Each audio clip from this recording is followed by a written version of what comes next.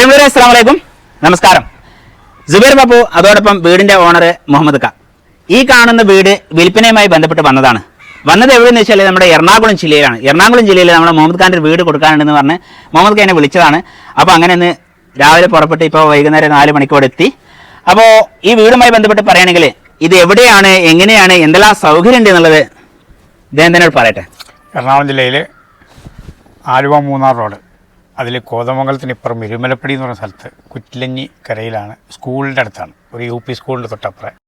പിന്നെ പള്ളിയുണ്ട്, മുസ്ലിം പള്ളിയുണ്ട്, താഴെ ഒരു അമ്പലം, തൊട്ടടുത്ത് തന്നെ അമ്പലമുണ്ട്, ക്രിസ്ത്യൻ പള്ളിയുണ്ട് ഓടക്കാലിൽ. ഇതെല്ലാം ഉള്ള മിക്സഡ് ഏരിയ.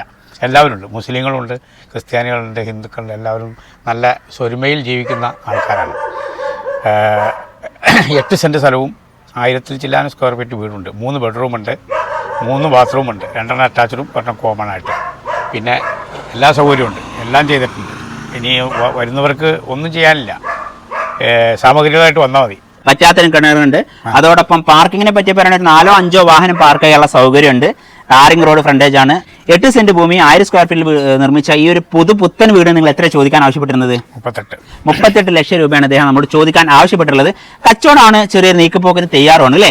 ഒരു നമ്മളൊരു കടുംപിടുത്തൊന്നും ഇല്ലല്ലോ, ഒന്നുമില്ല. പിന്നെ ചെറിയ മാറ്റങ്ങൾ എന്തെങ്കിലുമൊക്കെ കിട്ടിയെടുക്കാൻ പറ്റുമോ? ചെറിയൊരു മാറ്റങ്ങൾ എന്തെങ്കിലും നമുക്ക് നമ്മളെ ഈ ഒരു പ്രദേശത്ത് കിട്ടിയാൽ എടുക്കാൻ തയ്യാറാണെന്നാണ് നമ്മൾ മുഹമ്മദ് ഖാൻ പറയുന്നത്.